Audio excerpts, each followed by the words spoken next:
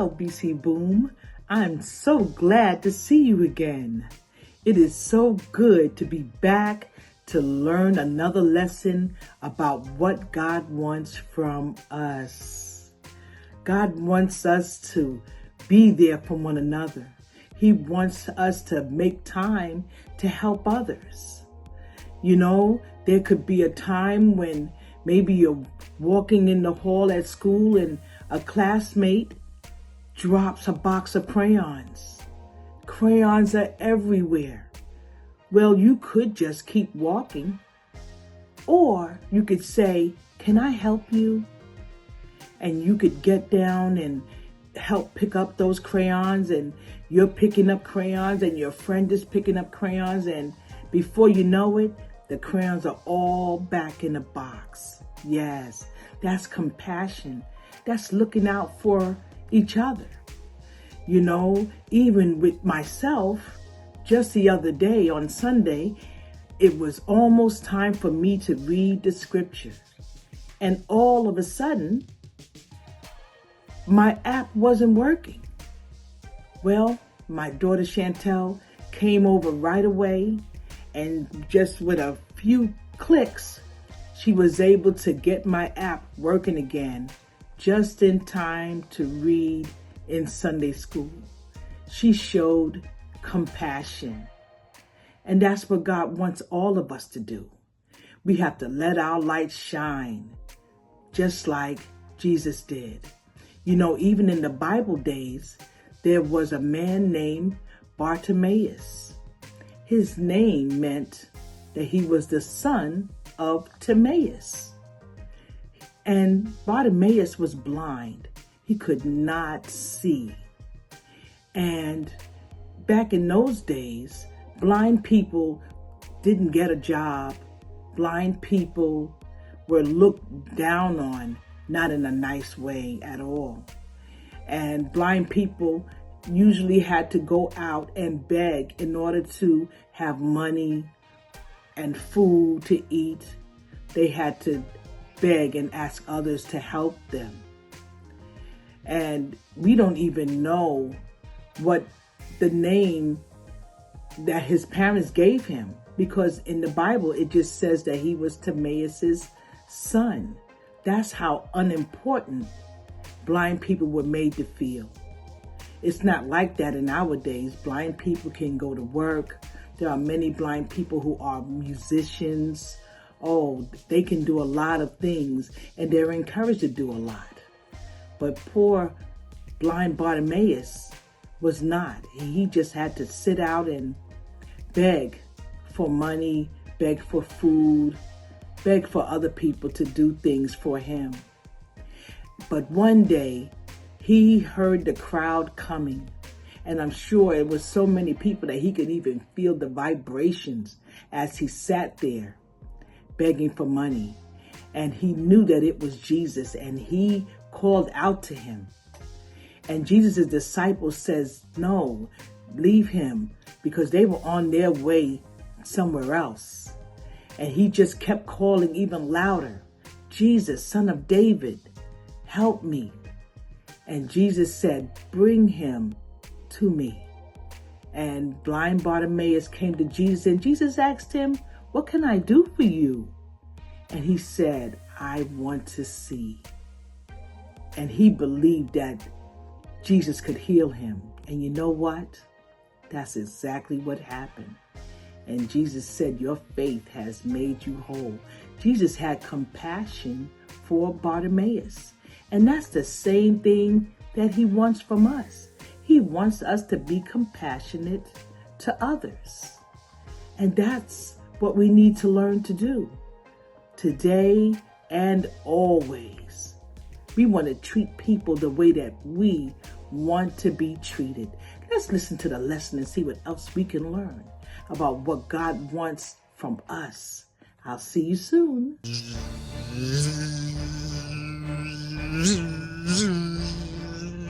Hey, welcome to Story Lab. This week we're taking a look at the story of someone who witnessed a miracle with his very own eyes.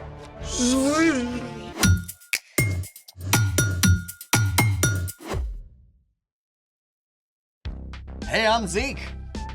And I'm Carter. All month, we're talking about how trusting and following Jesus changes the way we treat others. Everything okay? Sorry. What's going on? One of my best friends just moved all the way across the country. That's tough. But you can still FaceTime, right? Yeah, I guess. I know what you need. What? An epic battle between the forces of good and evil. How is that supposed to help? I don't know exactly, but it always cheers me up. Fair. Great! Then let there be light. Swords. Don't you have a test to study for? Oh, this is all about you, bro. You ready? Let's make it!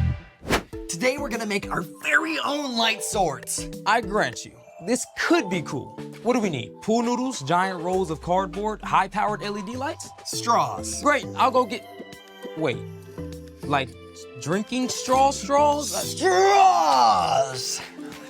I was picturing something a little more galaxy-conquering. These are simply the best for light swords. See what I did there? Simply? I don't see it yet, but okay. Okay, we need 2 straws, black tape, scissors, glue sticks, a glue gun, rhinestones, and these dazzling finger lights. Ooh, I call blue. Then I will get, red. Okay, for step 1, cut a few strips of black tape and cover the base of the light. Can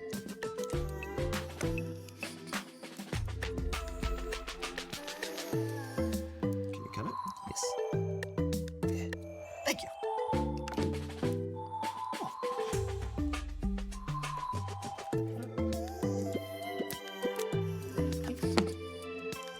Now for step 2, you're gonna need a grown-up around for this. Prepare the glue gun.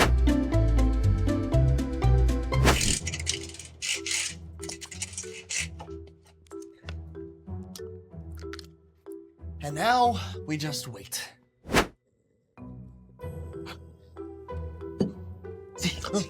What? I think they're ready. Oh, they're ready?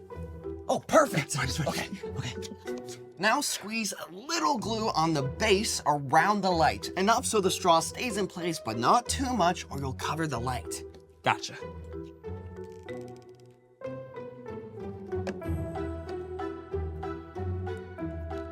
Now make sure the straw is straight and hold it for a few seconds so it dries in place. How's this? Oh, you're the man. Hey, how hot is a light sword? I don't know, how hot? Lukewarm. You get it? Oh, okay, I get it. Now, for step 3, it's time for the rhinestone. Just glue it to the end of the straw so the light doesn't escape. Now, our strategy for this is putting it around the tip of the straw and then just placing it on the rhinestone.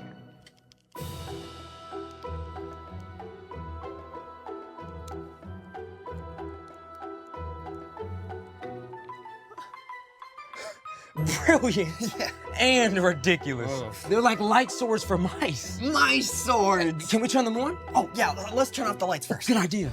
Okay, now count it down. 3, 2, 1. look at that!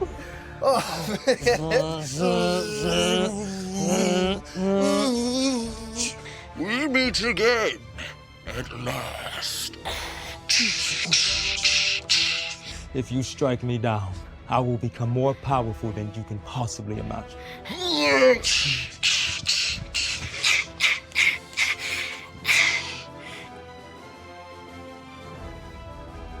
That was amazing. Dude. You see that? Yeah, imagine what we could do with full-size light swords. You know, I actually thought that was pretty epic. Yeah. Thanks for cheering me up. Oh, hey, I've got another mood booster for you. Someone else who saw the light. Bring it on. It's time for... The story before the story. Today we're in the 2nd book of the New Testament, Mark.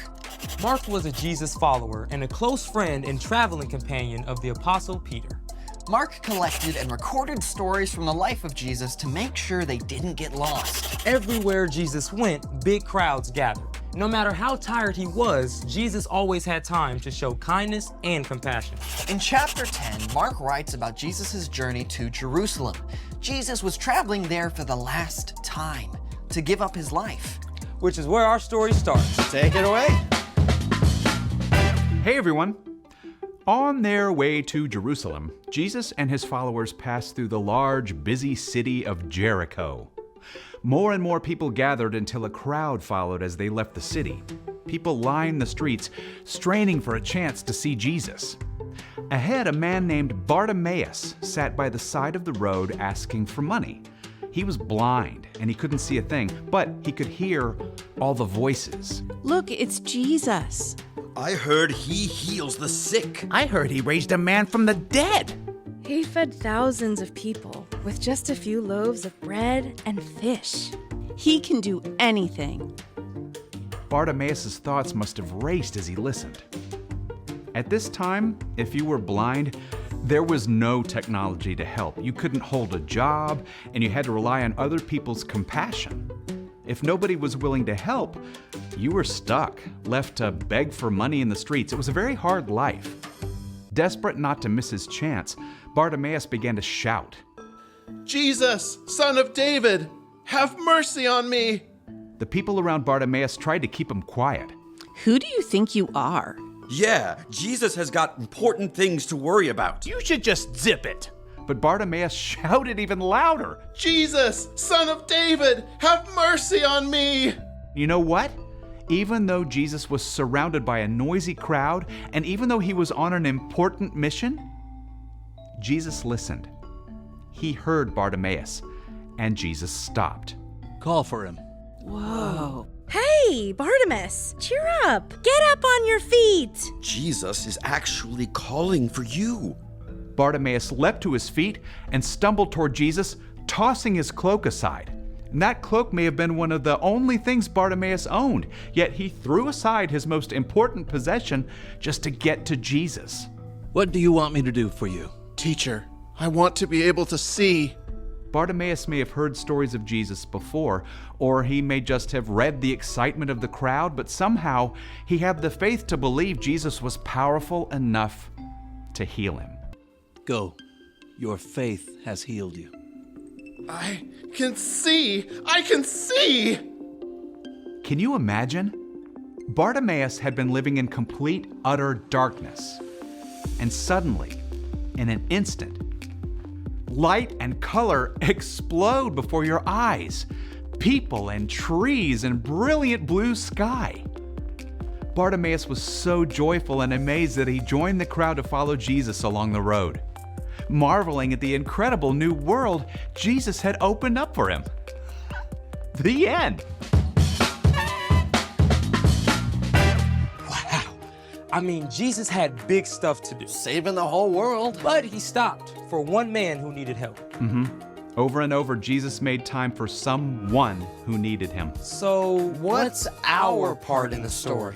Well, just like Jesus saw Bartimaeus' need and stopped to help, we can show compassion when we keep our eyes open for what the people around us need. Now, compassion is caring enough to do something about someone else's needs. So once we see a need, it's important to take action. Yep. True compassion means making time to help others. Like when you're in the middle of a video game and your mom is carrying in groceries from the car. Ooh, that's hard. I hate pausing a game. But you can still pause yourself and help. True story. Maybe taking a few minutes before starting your homework to FaceTime your grandma, because you know she loves to hear from you. Or you could help your dad put together packs with clean socks and snacks to give out to people you see who don't have homes. Yeah, sometimes it's as simple as saying hi to a friend who looks lonely. Or getting up a few minutes early to help your younger brother get dressed and ready for school. I think you got it. And thank you both for taking time to chat with me. See you next time. Bye. So here's the thing. Make time to help others. Speaking of help, you need any help for that test you're studying?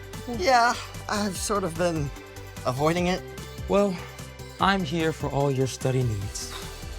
After a 60-second epic battle. Oh, you are on! Thanks for joining us in the Story Lab. See you next time. Okay.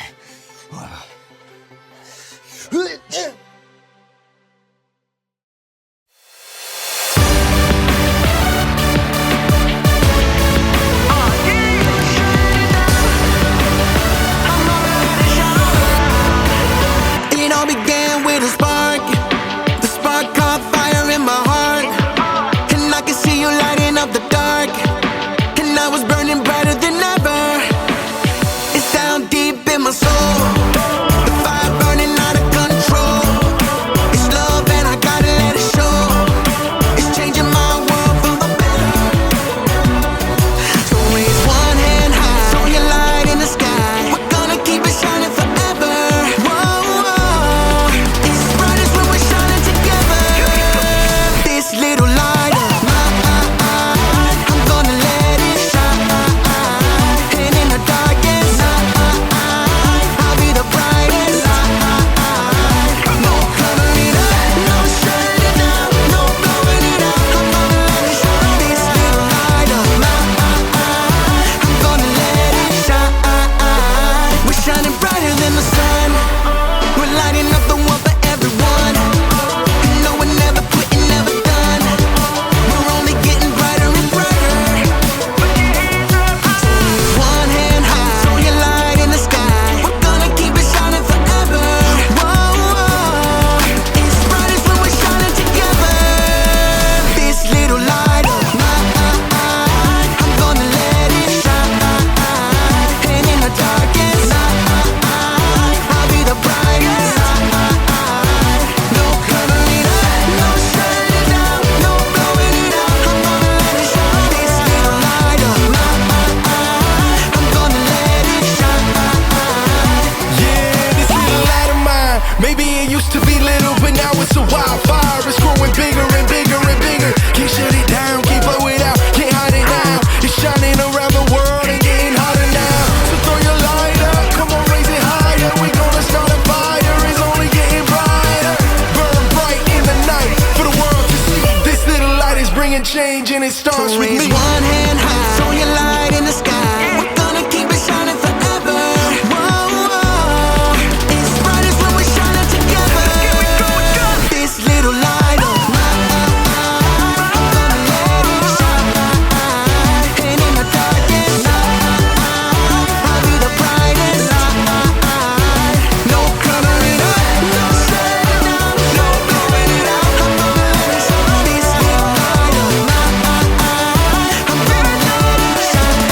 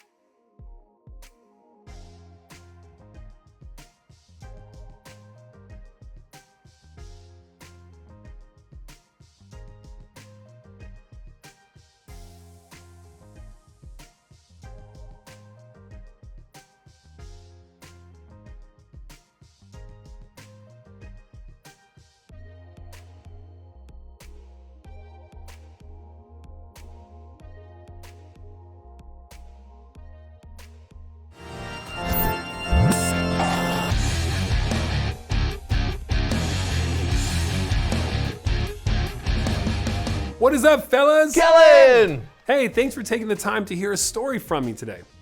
I know you're both very busy. Oh, we wouldn't miss it, Kellen. Hey, say, are you good at math? Is the sum of the square root of any two sides of an isosceles triangle equal to the square root of the third side? Yes. I'm okay. But you don't need to be good at math to understand today's Bible story. It was written down in the book of Mark, and it's about to have some musical assistance. Oh, you bet your custom-made designer sneakers, my friend. Glad you came, glad to hear. I know it's getting late, but never fear. We'll give a blow-by-blow of the Bible story on the Melv Solomon Story Recap. Thank you for that uproarious and nearly inaudible applause. I am Melv Solomon, and standing close by me with piano tinkling fingers at the ready is my loyal and not the least bit awkward brother-in-law, Greg. Say hey to the people, Greg. Hey, everybody. It's a pleasure to be here today. Whoa, Greg. We're just saying hey, we're not recording a podcast. Hey. There it is. Hey, Melv and Greg. Thanks for being here. It's always memorable. Exactly right, Kellen. That's what we're here for. You do what you do, and we'll provide some tunes to keep that story nestled in your viewers' noggins. Sounds great. Here goes. Jesus and his disciples traveled all over the place, teaching people, healing people, and performing miracles. Everywhere Jesus went, people wanted to hear what he would say and see what he would do. We're talking huge crowds of people here. Imagine trying to walk down a street full of people all struggling to get closer to you. That's what it was like for Jesus. He was that well known. Oh ho! Craig and I know a little something about the fame game. The selfie seekers, the autograph hounds. I got a song about it. Hit it, Greg. Greg.